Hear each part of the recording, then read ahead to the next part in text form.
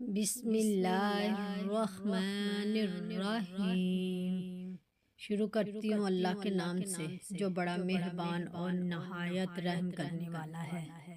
حضرت زید بن ثابت رضی اللہ تعالیٰ عنہ بیان کرتے ہیں، اس اثناء میں کہ رسول اللہ صلی اللہ علیہ وآلہ وسلم اپنے خچر پر سوار بنو نجار کے باغ میں تھے، جبکہ ہم بھی آپ کے ساتھ تھے کہ اچانک خچر بدکا، قریب تھا کہ وہ آپ کو گرا دیتا۔ وہاں 5-6 قبریں تھیں۔ آپ صلی اللہ علیہ وآلہ وسلم نے فرمایا، ان قبروں والوں کو کون جانتا ہے؟ ایک آدمی نے عرض کیا، میں۔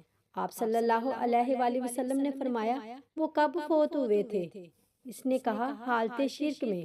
آپ صلی اللہ علیہ وآلہ وسلم نے فرمایا، بے شک اس امت کے لوگوں کا ان کی قبروں میں امتحان لیا جائے گا۔ اگر ایسے نہ ہوتا کہ تم دفن کرنا چھوڑ دو گے تو میں اللہ سے دعا کرتا کہ وہ عذاب قبر تمہیں سنا دے جو میں سن رہا ہوں۔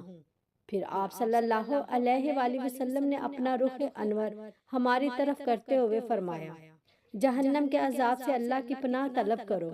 انہوں نے عرض کیا، ہم عذاب جہنم سے اللہ کی پناہ طلب کرتے ہیں۔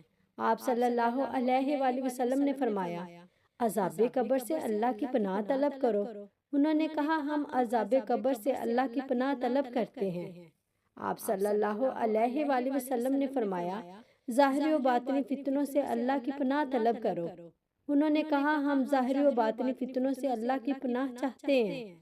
آپ صلی اللہ علیہ وآلہ وسلم نے فرمایا، دجال کے فتنے سے اللہ کی پناہ طلب کرو۔ انہوں نے کہا، ہم دجال کے فتنے سے اللہ کی پناہ چاہتے ہیں۔ مشکوٰۃ المصابیح حدیث نمبر 129۔